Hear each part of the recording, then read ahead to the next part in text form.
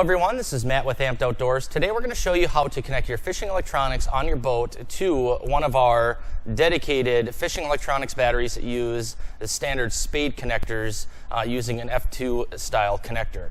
So you might have traditional wiring in your boat now that use a small ring terminal to connect to your existing battery, and to adapt over to this is actually fairly simple. So included with your battery charger is this quick connect cable.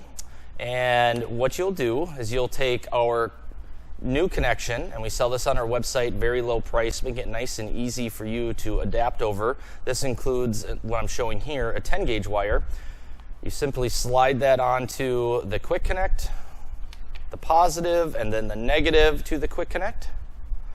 These use a shrink style connector, so they'll fit nice and tight, and then you can shrink these up with a heat gun.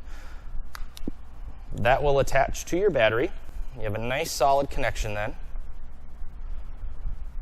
From there, you have your two wires coming off the battery that'll go to your electronics.